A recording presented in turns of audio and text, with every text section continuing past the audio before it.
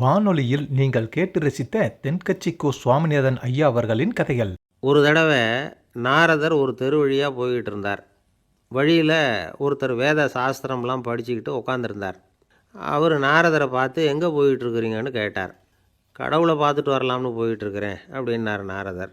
அப்படின்னா அவர்கிட்ட எனக்கு எப்போ முக்தி கிடைக்கும்னு கேட்டுட்டு வாங்களேன் அப்படின்னார் இவர். சரி கேட்டு வரேன் அப்படின்னு சொல்லிவிட்டு நாரதர் நடந்தார். கொஞ்சம் தூரத்தில் ஒரு மரத்தடியில் ஒரு தொழிலாளி செருப்பு தைச்சிக்கிட்டு உட்காந்துருந்தார். அந்த ஆளும் அதே மாதிரி கேட்டுக்கிட்டார். எனக்கு எப்போ முக்தி கிடைக்கும்னு கடவுள்கிட்ட கேட்டுக்கிட்டு வாங்களேன்னார்.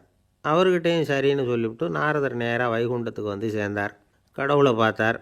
இவங்க ரெண்டு பேரும் சொல்லி அனுப்பின விஷயத்தை பற்றி கேட்டார். அதுக்கு கடவுள் சொன்னார், அந்த செருப்பு தைக்கிற தொழிலாளி உடல் நீத்ததும் உடனே என்னை வந்து அடைவான். ஆனால் அந்த சாஸ்திரம் படித்த ஆள் இப்போதைக்கு என்கிட்ட வந்து சேரமாட்டான். அவன் இன்னமும் பல பிறவிகள் எடுத்து அங்கேயே இருக்க வேண்டியிருக்குது. எப்போ இங்கே வந்து சேருவான்னு எனக்கே தெரியாது அப்படின்னார். நாரதருக்கு இதோட ரகசியம் என்னங்கிறது புரியல. எனக்கு ஒன்றும் புரியலையேன்னாரான் கடவுள்கிட்ட.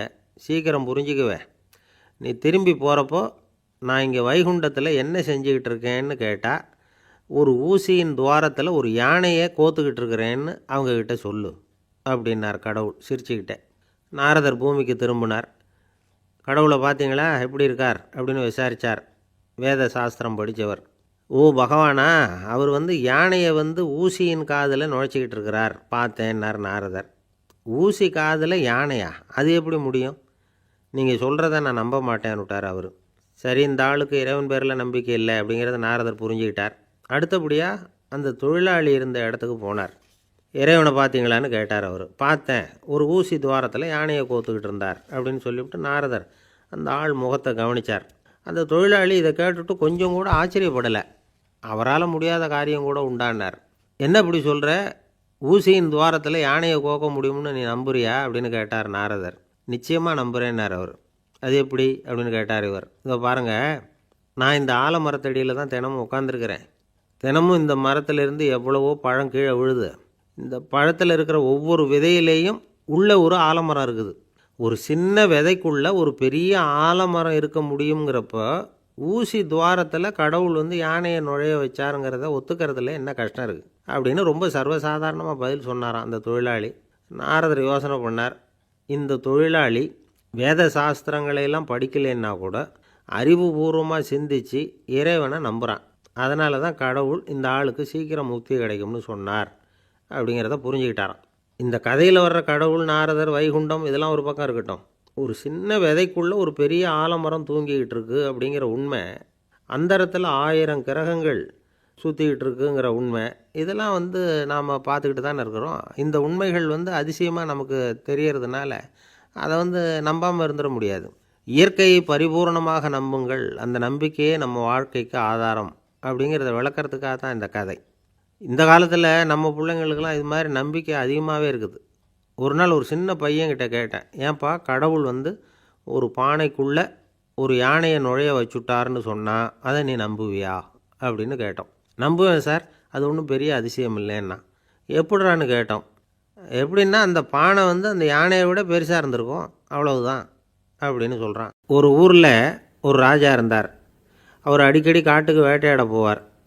சில நண்பர்களையும் கூட அழைச்சிக்கிட்டு போவார். காட்டுக்கு போனதும் ஆளுக்கு ஒரு பக்கமாக போய் வேட்டையாடுவாங்க. சாயந்தரமாக திரும்பி வருவாங்க.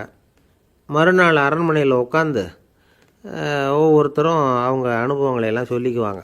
அவங்க வீரத்துக்கு தகுந்த மாதிரி பரிசை அந்த ராஜா கொடுப்பார். இது மாதிரி ஒரு தடவை எல்லோரும் வேட்டைக்கு போயிட்டு திரும்பி வந்ததும் உட்காந்து பேச ஆரம்பிச்சிருக்கிறாங்க. ஒருத்தன் சொன்னான், தன்னுடைய வீர தீர செயலை பற்றி அளக்க ஆரம்பிச்சிட்டான். ஏன்னா அதுக்கு பரிசு கிடைக்க போகுதில்ல, அதனால். அவன் என்ன சொன்னான் தெரியுமா? அரசே, நேற்றுக்கு காட்டில் என்னாச்சு தெரியுமா? எனக்கு நேராக ஒரு சிங்கம் வாயை திறந்துக்கிட்டு வந்துட்டுது. நான் பயப்படவே இல்லை. உடனே ஒரு கல்லை எடுத்து குறி பார்த்து வீசினேன். சிங்கத்து வாய்க்குள்ளே போய் அந்த கல் மாட்டிக்கிட்டுது. அவ்வளவுதான். அந்த சிங்கம் என்னை பார்த்துட்டு பயந்துட்டு ஒரே ஓட்டமாக திரும்பி ஓடி போயிட்டுது அப்படின்னா. ஆஹா பலே அப்படின்னு எல்லோரும் கை தட்டினாங்க. ரெண்டாவது ஆள் ஒருத்தன் எழுந்திரிச்சான். அவன் சொல்ல ஆரம்பித்தான், அரசே, நான் போன வழியில் 2 பெரிய மலைப்பாம்பு கிடந்தது. என்னை முழுங்கிறதுக்கு வந்தது. நான் என்ன பண்ணேன் தெரியுமா? அந்த 2 பாம்போட வாலையும் ஒன்றா சேர்த்து முடிச்சு போட்டுட்டேன். அவ்வளவுதான். அது அங்கே இழுக்க இது இங்கே இழுக்க முடிச்சு நல்லா இறுகி போட்டுது அப்படின்றான். ஆஹா அற்புதம்னு சொல்லி எல்லாரும் கை தட்டினாங்களாம். அடுத்தபடியாக 3வது ஆள் ஒருத்தன் வந்தான். அவன் சொல்ல ஆரம்பித்தான், மன்னா, நான் போன பாதையில் குறுக்க ஒரு ஆறு, அதில் இறங்கி குளித்தேன். யாரோ காலை பிடிச்சி இழுக்கிறது மாதிரி இருந்தது. திரும்பி பார்த்தா ஒரு பெரிய முதலை. நான் உடனே அப்படியே ஒரு துள்ளல் துள்ளி அது முதுகில் போய் உக்காந்துக்கிட்டேன். அதை அப்படியே கரைக்கு நீந்த வச்சேன். கரைக்கு வந்து சேர்ந்ததும் அப்படியே ஒரே துள்ளி குதித்து கரைக்கு வந்துட்டேன் அப்படின்றான். அவன் தன்னுடைய வீரத்தை அப்படி சொல்லியிருக்கான். அடடா எப்பேற்பட்ட வீரம் அப்படின்னு எல்லாரும் கை தட்டினாங்களாம். 4வது ஆள் எழுந்திரிச்சான். மன்னா, நான் போன இடத்துல ஒரு கரடி வந்து என்னை துரத்த ஆரம்பிச்சுட்டுது. நான் ஒரு மலை உச்சிக்கு வந்துட்டேன். அதுக்கப்புறம் ஒரு அடி எடுத்து வச்சாலும் அதில் பாதாளத்தில் விழ வேண்டியது தான். அந்த நேரம் பார்த்து ஒரு பெரிய ராட்சச கழுகு அந்த பக்கமாக பறந்து வந்தது. நான் உடனே அப்படியே உயர எழும்பி அந்த கழுகோட காலை பிடிச்சிக்கிட்டேன். அப்படியே தொங்கிக்கிட்டே வந்தேன். ஒரு நல்ல இடம் வந்ததும் தொப்புன்னு கீழே குதித்து நடந்து வந்துட்டேன்னா. இதுக்கும் எல்லோரும் கை தட்டுறாங்க. கடைசியாக ஒரு ஆள் எழுந்திரிச்சான். அரசே, நான் வந்து போன வழியில் ஒரு பெரிய யானை குறுக்க வந்தது. பயங்கரமாக சத்தம் போட்டுக்கிட்டே வந்தது. நான் பயந்து ஓடலை. உடனே என்ன பண்ணேன் தெரியுமா? அந்த யானையோட வாலை பிடிச்சி தூக்கினேன். தலைக்கு மேலே தூக்கி கரன்னு சுற்றினேன். வேகமாக சுற்றி வீசி எறிஞ்சேன். அவ்வளவுதான். அதே ஸ்பீடில் அந்த யானை மேலே போக ஆரம்பிச்சுட்டுது. இன்னும் கூட அது போய்கிட்டே தான் இருக்குது, கீழே விழவே இல்லைன்னா. இதை கேட்டதும் ராஜாவுக்கு கோபம் வந்துட்டுது. என்ன முட்டாள்னு நினச்சிக்கிட்டு பேசுகிறியா? யானையை வந்து நீ வாலை பிடிச்சி தூக்குன, அதை நான் நம்பணுமா அப்படின்னார். உடனே இவன் பணிவாக பதில் சொன்னான். அரசே, ஒரு சிங்கத்து வாயில் கல் மாட்டிக்கிட்டதை நம்புறீங்க, மலைப்பாம்பு வாலை பிடிச்சி முடிச்சு போட்டதை நம்புறீங்க, முதல்ல முதுகில் சவாரி பண்ணதையும் நம்புறீங்க, கழுகு காலை பிடிச்சிக்கிட்டு பறக்கிறதையும் நம்புறீங்க. அப்படி நம்புறப்போ நான் சொன்னதை மட்டும் நம்பக்கூடாதா அப்படின்னு கேட்டானான். பொய் சொன்னவங்கெல்லாம் தலையை தொங்க போட்டுக்கிட்டாங்களாம். ராஜா அவங்கள பார்த்து சொன்னாராம், நீங்கள் எல்லாரும் என்னை முட்டாளாக்கியிருக்கிறீங்க. கடைசியாக பேசின இவன் தான் எனக்கு உண்மை எது பொய் எதுங்கிறத புரிய வச்சிருக்கிறான். இவன் தான் உண்மையான தைரியசாலி அப்படின்னு சொல்லி அவனுக்கே பரிசையெல்லாம் கொடுத்து பாராட்டினாராம். இப்படி ஒரு கதை. உண்மையை நிலைநாட்டுகிறவன் தான் உண்மையான வீரன் அப்படிங்கிறத இதிலிருந்து நாம் புரிஞ்சுக்கணும். இந்த காலத்துல எல்லாம் பொய் சொன்னால் தான் பிழைக்க முடியுங்கிறது ஒரு சில பேரோட நம்பிக்கை. ஒரு அப்பாவுக்கு தன் மகனுக்கு பொய் சொல்ல தெரியலையேங்கிற கவலை. பொய் சொன்னால் தான் இந்த உலகத்தில் பிழைக்கலாம், ஆனால் இவனுக்கு அது தெரியலையே, அதனால் இவனை அழைச்சிட்டு போய் நடுக்கடலில் விட்டுட்டு வந்துடுவோம் அப்படின்னு அழைச்சிட்டு புறப்பட்டான். கடற்கரைக்கு போனான். மகனுக்கு சந்தேகம், எங்கேப்பா என்னை அழைச்சிட்டு போகிறேன்னு கேட்டிருக்கான்.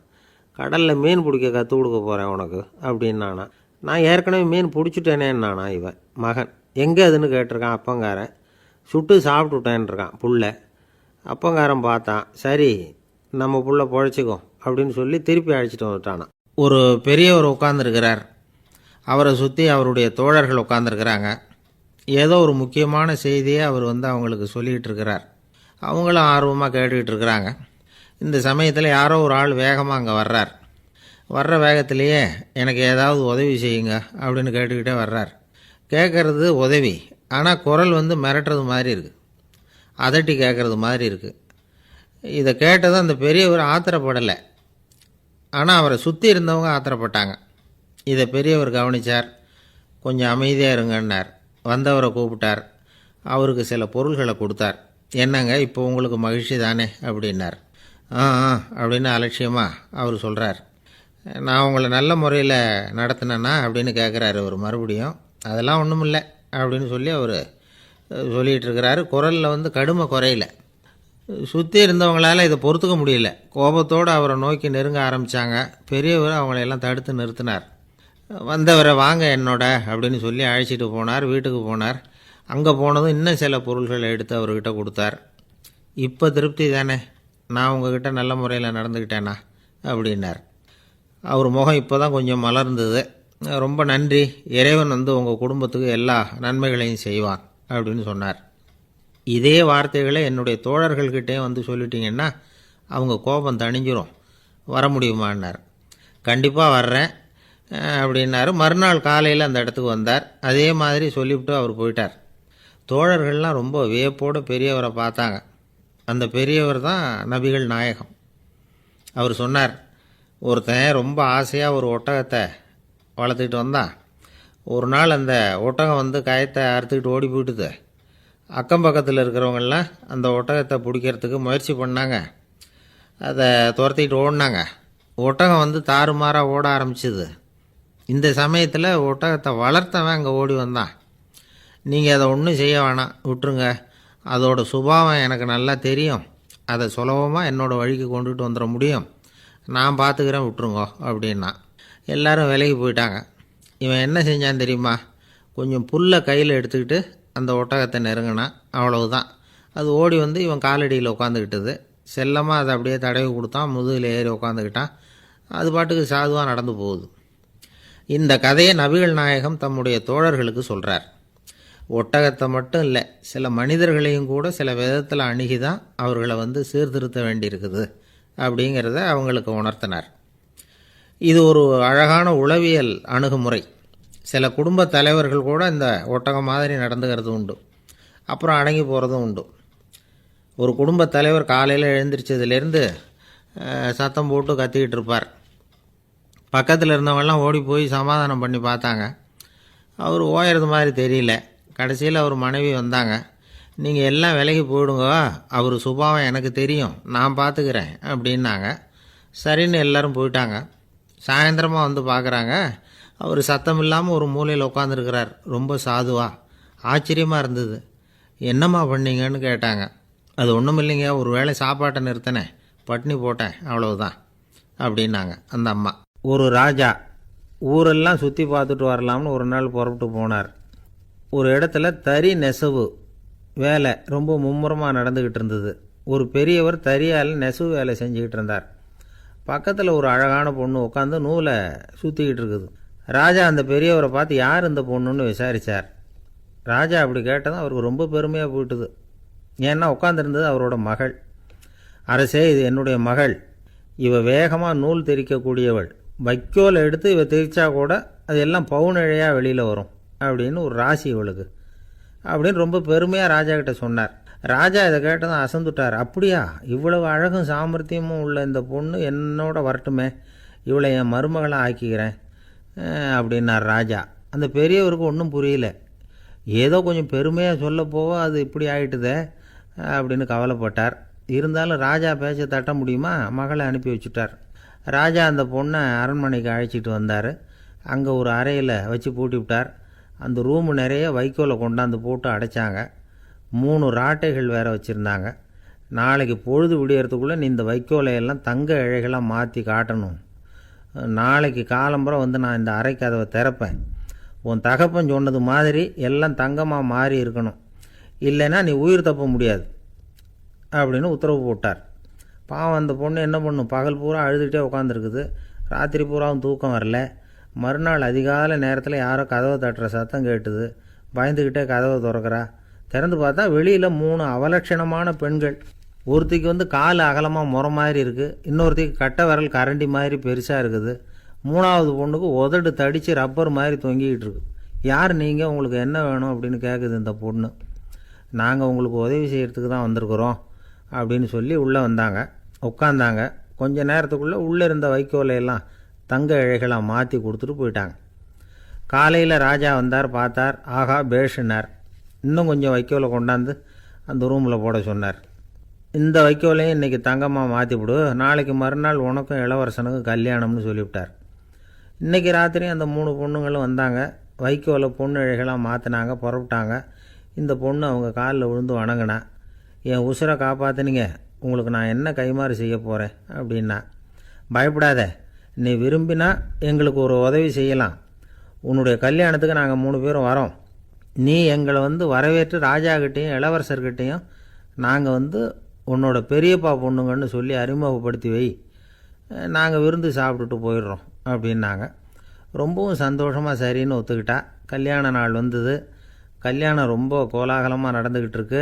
எல்லா தேசத்து ராஜா ராணிகளும் வந்துக்கிட்டு இருக்கிறாங்க. அந்த 3 அவலட்சணமான பொண்ணுங்களும் வந்து சேர்ந்தாங்க. யார் இவங்கன்னு கேட்டார் ராஜா. என் பெரியப்பா பொண்ணுங்க அப்படின்னா அந்த பொண்ணு. காலும் உதடும் கட்டை விரலும் ஏன் இப்படி உங்களுக்கு அவலட்சணம் ஆயிட்டுது அப்படின்னு கேட்டார். அதுக்கு அந்த பொண்ணுங்க பதில் சொன்னாங்க. என்ன செய்கிறது, ஓயாமல் வைக்கோலை நூற்று ஒருத்தியோட கட்டை விரல் அப்படி கரண்டி மாதிரி ஆயிட்டுது. நாக்கில் தொட்டு தொட்டு திரிச்சதுனால ஒருத்தியோட உதடு அப்படி ஆயிட்டுது. காலால் கட்டையை அழுத்தி அழுத்தி தறி போட்டதுனால இன்னொருத்தையோட கால் அப்படி ஆயிட்டுது. உங்கள் மருமகளாக வந்திருக்கிற இந்த பொண்ணு அந்த மூணையுமே செய்ய தெரிஞ்சவ தான். என்ன ஆக போதோ இன்னும் கொஞ்ச நாளில் அப்படின்னாங்க. அவ்வளவுதான், ராஜா பயந்துட்டார். அம்மா, இன்னையிலேருந்து நீ இளவரசனின் மனைவி, நீ எப்பவும் அழகாக இருக்கணும், அதனால் நீ இனிமேல் வைக்கோலை திரிக்கவே கூடாது அப்படின்னு உத்தரவு போட்டார். அவளை இக்கட்டான சூழ்நிலையிலிருந்து காப்பாற்றின அந்த 3 பொண்ணுங்களும் சந்தோஷமாக திரும்பி போயிட்டாங்களாம். சுவாமி சின்மயானந்தர் இந்த கதையை சொல்லியிருக்கிறார். தன்னலம் மறந்து சுயலாபத்தை தியாகம் செய்கிறது வைக்கோல்லேருந்து தங்க இழையை நூக்கிறது மாதிரி அப்படிங்கிறார் அவர். அது இருக்கட்டும், இப்போ நம்ம கதைக்கு வருவோம். ஒரு ராஜா தன்னோட மகனுக்கு சுயவரம் நடத்தினார். எல்லா தேசத்திலிருந்தும் ராஜகுமாரர்கள் வந்திருந்தாங்க. ராஜகுமாரியை கல்யாணம் பண்ணிக்கலாம்ங்கிற ஆசையில் சுயம்பர மண்டபத்திலேருந்து எல்லா ராஜகுமாரர்களும் அலறி அடிச்சுக்கிட்டு வெளியில் ஓடி வந்துக்கிட்டு இருக்கிறாங்களாம். ஏன் அப்படி எல்லாரும் மிரண்டு போய் ஓடி வர்றாங்கன்னு கேட்டார் ஒருத்தர். அதுக்கு இன்னொருத்தர் விவரம் சொன்னார். ராஜகுமாரியை இன்றைக்கி தான் அவங்க நேரில் பார்த்தாங்களாம், அதுதான் அப்படி ஓடி வந்துக்கிட்டு இருக்கிறாங்க அப்படின்னார்.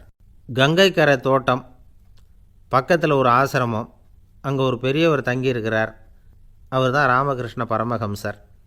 அந்த ஆசிரமம் இருந்த இடம் கரக்பூர். வங்காளத்தில் பொதுவாக எல்லோரும் மீன் சாப்பிட்றது உண்டு. கங்கையில் குளிச்சுட்டு கையில் ஒரு மீனோடு வர்றது வழக்கம்.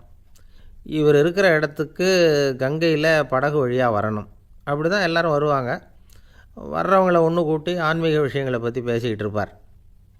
ஒவ்வொரு நாள் ஒவ்வொருத்தர் நகரத்துக்கு போகணும், வரும்பொழுது மீன் கொண்டுக்கிட்டு வரணும்.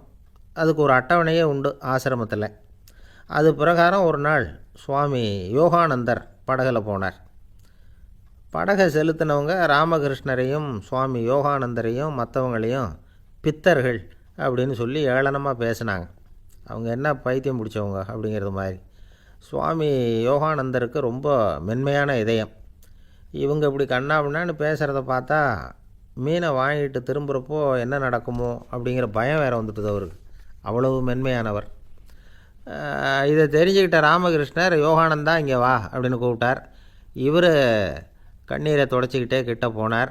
சொன்னார், ஐயா, படகு ஓட்டுறவங்க உங்களை பற்றி மோசமாக பேசுகிறாங்க.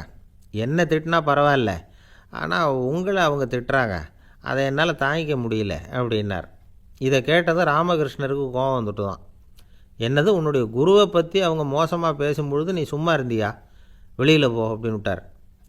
குரு நிந்தனை செய்கிறப்போ அதை கேட்டுக்கிட்டு சும்மா இருக்கலாமா? குரு நிந்தனையை கேட்டால் பாவம் இல்லையா? என்னை தூற்றும் போது அவங்க பாவம் செய்கிறாங்க, அதை கேட்டுக்கிட்டு நீ சும்மா இருந்தால் நீயும் பாவம் செய்கிற அப்படின்னாராம். அடுத்த நாள் சுவாமி நிரஞ்சனானந்தர் போக வேண்டிய நாள்.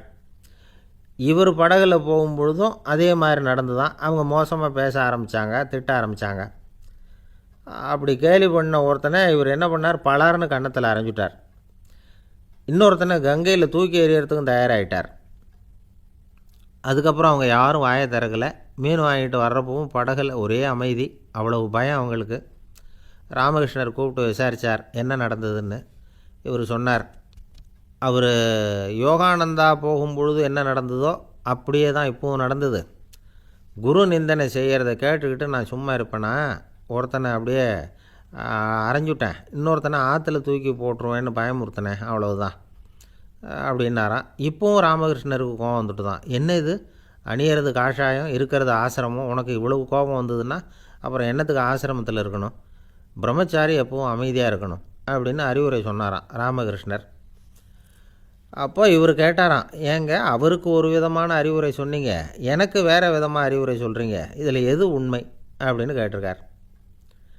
இதுக்கு ராமகிருஷ்ணர் சொன்ன பதில் என்னென்னா, அட அசடே, சக்கரத்தில் காற்று அதிகமாக இருந்தால் குறைக்கணும், குறைச்சலாக இருந்தால் கூட்டணும். அவன் சாது, அவனுக்கு அதிக உணர்ச்சி தேவை, உனக்கு படபடப்பு அதிகம், உனக்கு பொறுமை தேவை அப்படின்னாராம். இதில் உள்ள கருத்து என்னென்னா, கல்விங்கிறது எப்படின்னா அதை சூழ்நிலைக்கு தகுந்த மாதிரி கற்பிக்கணும். எல்லாருக்கும் ஒரே மாதிரி கற்பிக்கக்கூடாது. கேட்குறவர் தகுதி, புரிஞ்சுக்கிற திறமை, இதை பொறுத்து கல்வி அமையணும். ஆரம்ப காலத்தில் ஒரு குரு, அப்போ ஒரு சீடன் இருந்தான். அது வேடிக்கையான குரு, வேடிக்கையான சீடன். ஒரு ஆசிரமம். ஒரு நாள் ஒருத்தன் அவசரமாக அந்த குருவை தேடி வந்திருக்கிறான். என்ன விஷயம்னு விசாரித்தார் குரு. உங்கள் சீடர் என்னை அடிச்சுட்டார் அப்படின்னு புகார் பண்ணானான் அந்த ஆள். குரு சீடனை கூப்பிட்டார். அடிச்சியா இந்த ஆளை அப்படின்னு கேட்டாராம். ஆமான் இருக்கான் சீடன். ஏன் அடிச்சே அப்படின்னு கேட்டாராம். இந்த ஆள் உங்களை பற்றி மட்டமாக பேசிவிட்டான், என்னால் அதை தாங்கிக்க முடியல, அதனால தான் அடிச்சுட்டேன்ருக்கான். அப்படி என்ன பேசினான் அப்படின்னு கேட்டாராம். உன்னுடைய குருநாதர் இப்போல்லாம் அர்த்தமில்லாமல் பேச ஆரம்பிச்சிட்டார் அப்படின்னு சொல்லிவிட்டான், அதனால தான் அடிச்சுட்டேன் அப்படின்னானா. அதுக்காக அடித்தே அப்படின்னாராம். நான் அதுக்காக அடிக்கலை குருவே, இப்போல்லாம் நீங்கள் அர்த்தமில்லாமல் பேசுகிறதாக அவன் சொல்கிறான் அப்படின்னா இதுவரைக்கும் நீங்கள் அர்த்தத்தோடு பேசினதாகத்தானே அர்த்தம், அது தப்பு தானே, அதனால தான் அடித்தேன் அப்படின்னானா. ஒரு ஆள் அசையாமல் கிடக்கிறார், அவர் இருக்காரா போயிட்டாராங்கிறத எப்படி முடிவு பண்ணுறோம்? அவர் மூக்குக்கு முன்னாடி புறங்கையை வச்சு பார்க்குறோம், மூச்சு வருதா இல்லையா அப்படிங்கிறத கண்டுபிடிக்கிறதுக்காக. மூச்சுங்கிறது அவ்வளவு முக்கியமான ஒரு விஷயம். சுவாசம் இல்லைன்னா எதுவுமே இல்லை. நம்ம பூமி இருக்க அது கூட சுவாசிக்குதுங்கிறத சோவியத் விஞ்ஞானிகள் கண்டுபிடிச்சிருக்கிறாங்க. பூமிக்கு மேலே இருக்கிற மண் அடுக்கில் காற்றில் உள்ள ஆக்சிஜன் ஆக்சிகரணம் அடையுது அப்படின்னு தான் இதுவரைக்கும் எல்லோரும் நம்பிக்கிட்டு இருந்தாங்க. ஆனால் இப்போ என்ன கண்டுபிடிச்சிருக்கிறாங்கன்னா, அந்த ஆக்சிஜன் பூமிக்குள்ளே 1 கிலோமீட்டர் ஆழம் வரைக்கும் ஊடுருவி போகுதான். பூமிக்குள்ளே 2 பக்கமும் பல கிலோமீட்டர் வரைக்கும் பரவுதான்.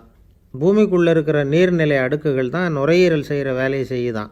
நம்ம உடம்புல நுரையீரல் இல்லைன்னா ஒன்றும் நடக்காது. ஒரு மரத்தை தலைகீழாக தொங்க போட்டால் எப்படி இருக்கும் அப்படி யோசிச்சு பாருங்கள். அப்படி தான் இதுவும், நுரையீரலும் அப்படி தான் இருக்கும்.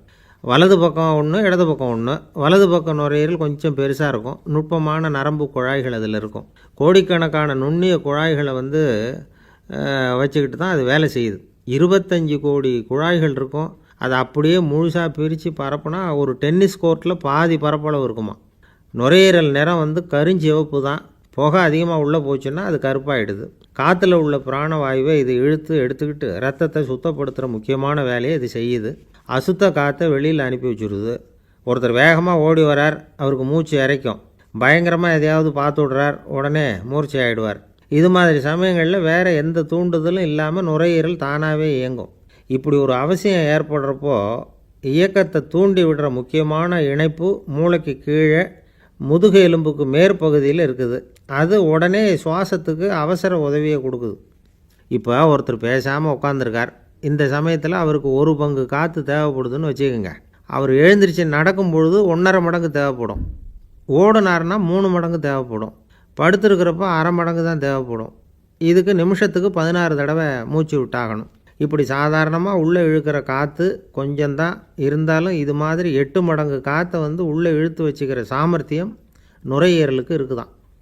தண்ணி, நுண்கிருமிகள், ரசாயன பொருள் இப்படி எது உள்ளே போனாலும் நுரையீரல் சமாளிச்சுக்கும்.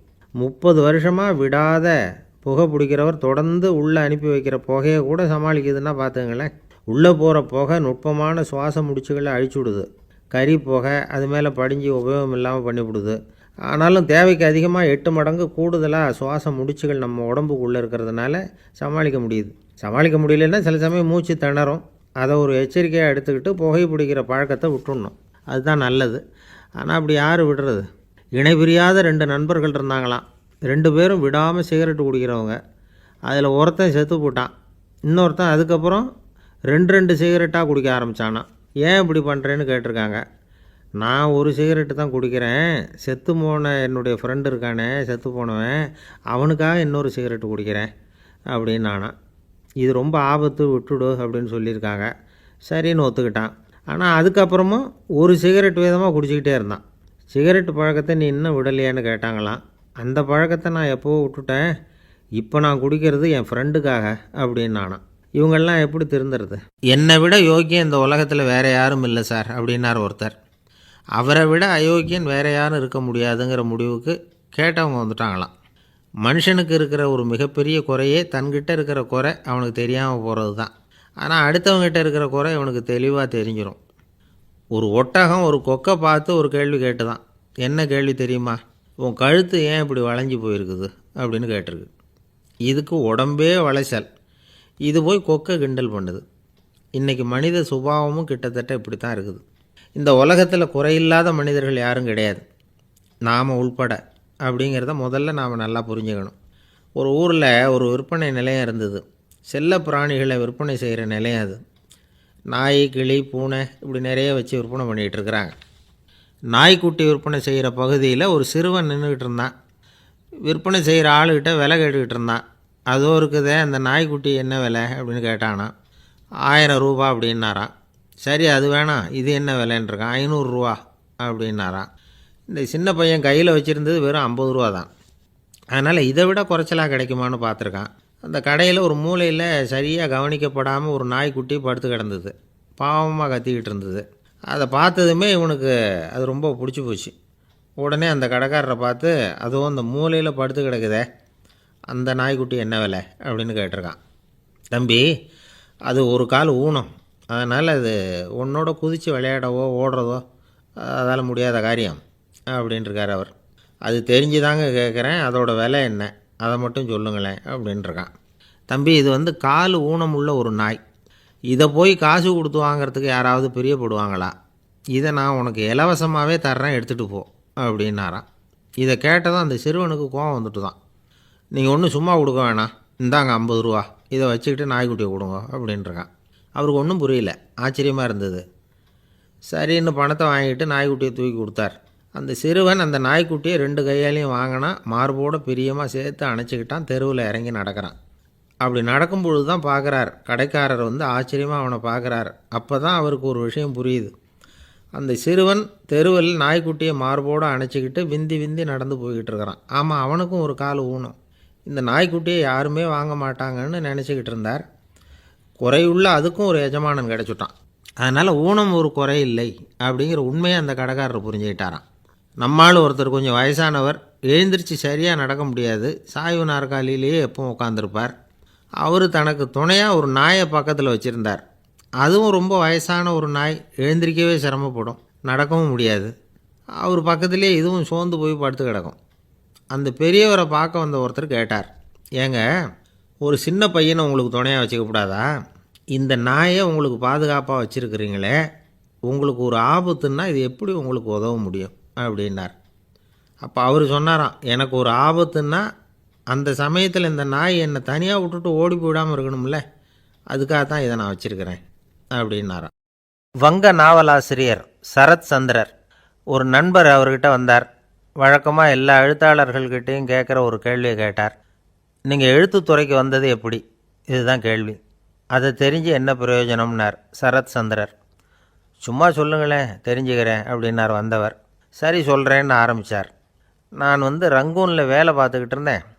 சம்பளம் பத்தல, வேலையும் பார்த்துக்கிட்டு ஒரு பலசரக்கு கடை வைக்கலாம்னு நினச்சேன். என்னால் மளிகை கடை வச்சு சரியாக நடத்த முடியுமாங்கிற சந்தேகம் என் மனைவிக்கு. அதை சோதனை பண்ணி பார்க்கணுங்கிறதுக்காக சில பொருள்களின் அளவு, அதோட விலை, இப்படி சிலதை சொல்லி எல்லாத்தையும் மனக்கணக்காக கூட்டி போட சொன்னாங்க. என்னால் சரியாக கூட்டி சொல்ல முடியல. உங்களால் மளிகை கடை நடத்த முடியாதுன்னு சொல்லிவிட்டாங்க. உடனே என்ன பண்ணுறது, வேறு வழி இல்லை, கதை எழுத ஆரம்பிச்சிட்டேன் அப்படின்னார். கேட்டவருக்கு சிரிப்பு வந்துட்டு தான். சரத் சந்திரர் ஒரு பக்கம் சீரியஸான நாவல்கள், சிறுகதைகள் எழுதியிருந்தாலும் அவருடைய இன்னொரு பக்கம் வேறு விதம். நண்பர்கள்கிட்ட பேசும்பொழுதும் சரி, அவர்களுக்கு கடிதங்கள் எழுதும்போதும் சரி, கேலியும் கிண்டலும் நகைச்சுவை உணர்வும் அதிகமாக இருக்கும். காந்திஜி ஒரு சமயம் கல்கத்தாவுக்கு வந்திருந்தார். தேசபக்தர்கள் பல பேர் அவர்கிட்ட பேசிக்கிட்டு இருந்தாங்க. அப்போது சரத் சந்திரரும் அங்கே இருந்தார். கிரண் சங்கர் ராய் அப்படிங்கிறவரும் அங்கே இருந்தார். அவர் சொன்னாராம், காந்திஜியோட பழகிய முதல் வங்காளி நான் தான். போயர் யுத்த காலத்தில் இவர் லண்டனுக்கு வந்திருந்தப்போ என்கிட்ட தான் வங்காள மொழி கற்றுக்கிட்டார் அப்படின்னாராம். உடனே சரத் சந்திரர் காந்திஜியை பார்த்து, இவர் உங்களுக்கு வங்காள மொழி கற்றுக் கொடுத்தது உண்மைதானா அப்படின்னாராம். ஆமான்னாராம் காந்தி. அதனால தான் உங்களால் வங்காள மொழி கற்றுக்க முடியல அப்படின்னாராம். எல்லாரும் சிரித்தாங்களாம். சரத் சந்திரர் சாம்தாபேர் அப்படிங்கிற கிராமத்தில் தங்கியிருந்தார். ஒரு இலக்கிய நிகழ்ச்சியில் கலந்துக்கிறதுக்காக. அதுக்காக ஒரு கல்கத்தாவுக்கு போக வேண்டிய சூழ்நிலை. அதுக்காக புறப்பட்டார். அந்த சமயத்தில் பின்னாடி இருந்து யாரோ அவரை கூப்பிட்டாங்க. இப்படி கூப்பிட்டவரை பார்த்து இன்னொருத்தர் யாரோ அதட்டி இருக்கிறாங்க. போகிறவரை ஏன் இப்படி கூப்பிடுறீங்க அப்படின்னு. ஏன் கூப்பிட்டா என்னன்னு கேட்டிருக்கார் சரத் சந்திரர். புறப்படுறவங்கள பின்னாடி இருந்து கூப்பிடுறது அபசகுனம், போகிற இடத்துல ஏதாவது ஆபத்து வரலாம் அப்படின்னு அதுக்கு விளக்கம் கொடுத்துருக்கிறார் அவர். உடனே சரத் சந்திரர் சொன்னாராம், இதோ இவங்க என்னை இலக்கிய கூட்டத்துக்கு அழைச்சிட்டு போகிறாங்களே, இதை விட வேறு என்ன ஆபத்து வந்துட போகுது அப்படின்னாராம். இப்படி சரத்சந்திரருக்கு இயல்பாகவே நகைச்சுவை உணர்வு உண்டு. அவருடைய நண்பர் ஒருத்தர் வீட்டுக்கு கூப்பிட்டுருந்தார். அங்கே ஒரு கச்சேரிக்கு ஏற்பாடு பண்ணியிருந்தாங்க. சரத்சந்திரருக்கு இயல்பாகவே கச்சேரியில் நீண்ட ஆலோசனையெல்லாம் கேட்குறதுக்கு பொறுமை இருக்காது. அதனால் மெதுவாக பாட போகிறவர் எப்படி அப்படின்னு கேட்டிருக்கார். அவருக்கு ரொம்ப நல்லா பாட தெரியும் அப்படின்னு சொல்லியிருக்கிறாங்க. அதுக்கு சரத்சந்திரர், பாட தெரியுங்கிறது சரி, பாட்டை நிறுத்த தெரியுமா அதை சொல்லுங்கள் முதல்ல அப்படின்னாராம்.